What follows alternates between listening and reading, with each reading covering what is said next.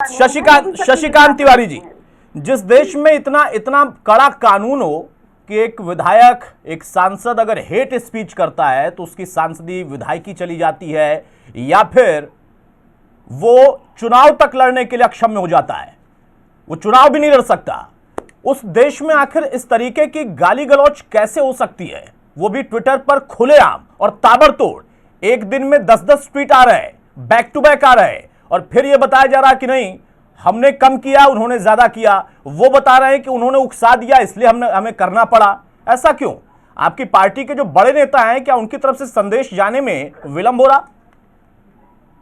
नहीं, देखिए अतुल जी, मैं एक बात आपको ध्यान दिलाना चाहूंगा कि देखिए भारतीय जनता पार्टी के किसी बड़े नेता ने कभी कोई भी किसी न तो सोशल मीडिया पे, न सार्वजनिक रूप से, न किसी भाषा में कभी भी अभद्र भाषा का कभी कोई प्रयोग नहीं किया जाता है भारतीय जनता पार्टी के नेताओं के द्वारा।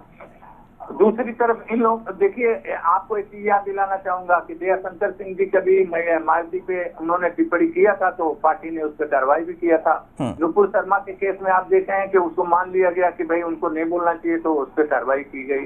इस तरह से भारतीय जनता पार्टी ने समय समय पर कार्रवाई किया गया, लेकिन इनके यहाँ तो कोई सवाल ही नहीं कि कभी किसी पर कार्रवाई हुई हो। अभी आपने स्वयं कहा कि आजम खान ने जयाप्रदा पर कितनी गंदी टिप्पणी की थी, उसके बाद से इन्होंने अभी विधानसभा के अंदर ये राष्ट्रीय अध्यक्ष स्वयं है और इन्होंने बाप दादा तक का नाम लेकर के किस प्रकार से इन्होंने विधानसभा में बोला।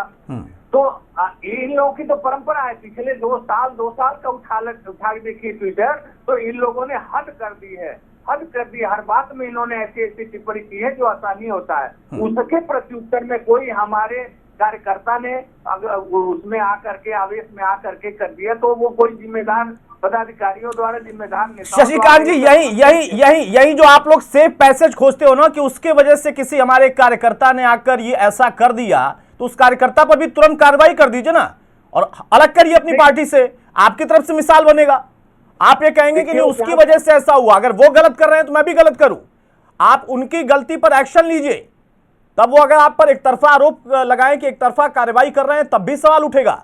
लेकिन आपका एक कार्यकर्ता लगातार और यहां तक लिख रहा है कि जब तक सब कुछ खत्म नहीं कर दूंगी चुप नहीं बैठूंगी, उसके लिए भी गलत शब्दों का इस्तेमाल हो रहा। उस पर मैं पूछ रहा हूं सवाल रविंद्र जी से, लेकिन आपकी वो कार्यकर्ता आखिर क्यों उस महिला को लेकर आई बीच में जिनका उनसे कोई लेना देना नहीं था, जिन शब्दों का इस्तेमाल उन्होंने किया है डिंपल यादव के लिए, आप वो कहेंगे कि नहीं आवेग में कर दिया गया?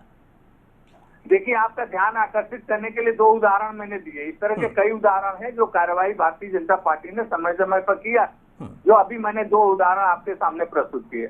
इन लोगों ने क्या किया, कभी कोई कार्रवाई किया, कभी गायत्री प्रजापति पर कोई अपने पार्टी की तरफ से इन्होंने कार्रवाई किया। राष्ट्रीय अध्यक्ष किस तरह से अभद्र भाषा सदन बोलते हैं तो उससे इनके कार्यकर्ता इनको बल मिलता है, फिर वो बल मिलता है तो अभद्र भाषा का प्रयोग करते हैं। और इनका तो इतिहास रहा अभद्र भाषा प्रयोग करने का।